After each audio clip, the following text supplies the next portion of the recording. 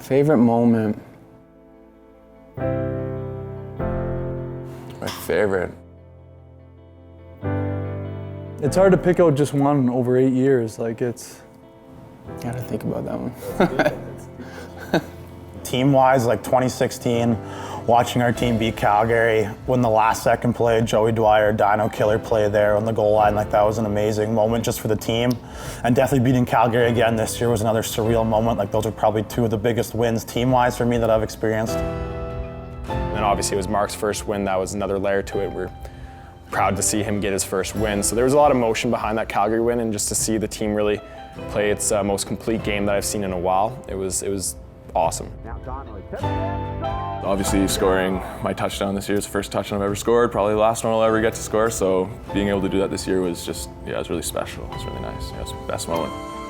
The people in the locker room, the guys, I think they're really kind of what makes this special.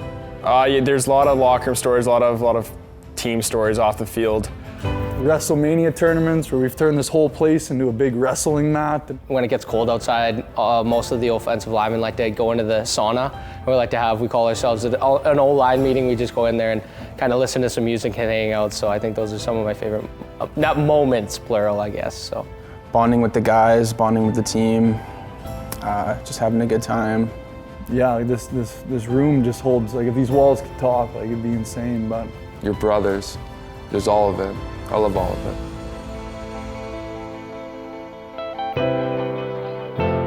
It's tough to kind of come to terms with its being over.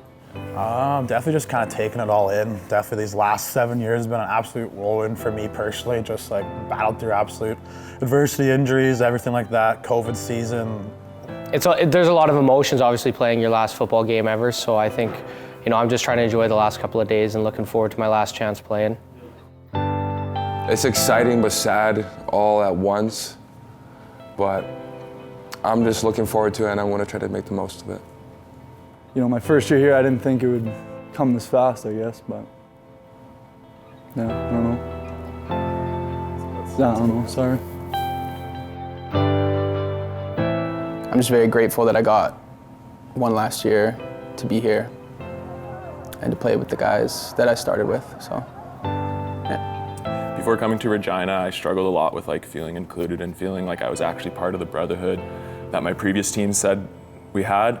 And walking into this locker room, I just felt that belonging and felt that brotherhood. So just kind of one last chance to feel that way and just to be with my brothers one last time, I guess. I don't know, something about this team in particular, I'm gonna miss it quite a bit. Yeah. Putting on the horns and the jersey, you just got to realize that you're playing for more than just yourself. It's a privilege. There's a lot of history that comes from this program. Every time you strap on the horns, you're playing not only for yourself, but you're thinking about all the people that have came before and after you. So I take a huge amount of pride in wearing the horns. It's our war uniform, I'm going to battle with the guy beside me. It's not just a game. People think it's some stupid game chasing a ball, but it's so much more than that. I would say the biggest change from now to my rookie year was just maturity. So I definitely went from someone who was being a follower to being a leader, I would say, for sure. Yeah, I was pretty reserved, pretty quiet. It's obviously, as you grow, as you get older, you have more confidence in yourself, more confidence in your game. I feel like I'm coming into varsity a child and leaving like a man, kind of, if that makes sense. And honestly, I feel like I learned a lot of that from the team, honestly, learned how to work hard, how to study and stuff like that, and just trying to take that into other aspects of my life, into school, into my family setting, anything like that. I'd like to thank my parents, for all the effort and time that they've put in, and for always believing in me. I know it hasn't always been easy. I wouldn't be here today if it weren't for my parents. My mom and my dad were the rock throughout my whole sporting career. Whether it was hockey, football, they were always at every single game they could be at, every single practice. You pushed me on the field, you pushed me after games in high school, you coached me up. I owe a lot to both of you for pushing me, raising me the right way. If it wasn't for my parents, there's no way I would have lasted this long in Regina, that's for sure. To all my past coaches, whether it was high school or junior, there's a lot of people that have meant a lot to me, so obviously they've helped me along the way. I would like to thank everybody on the coaching staff. You guys took a shot on me. Not a lot of people believed in me that I'd be here, so yeah, no. Coach Mark McConkey, personally, for giving me the opportunity to play here. You were the one that gave me the shot. You're the one that I talked to most.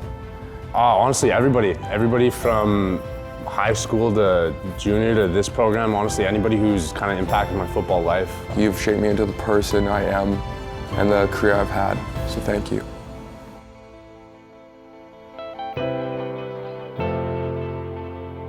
Colton HIPPE, tight end. Cameron Cross, tight end, offensive line. Travis Semenok, linebacker. Jacob Laboccetta, linebacker. Cody PETERS, linebacker. Kyler Mosley, slot back. Matthew Moore, defensive end. Derek Walde, offensive line.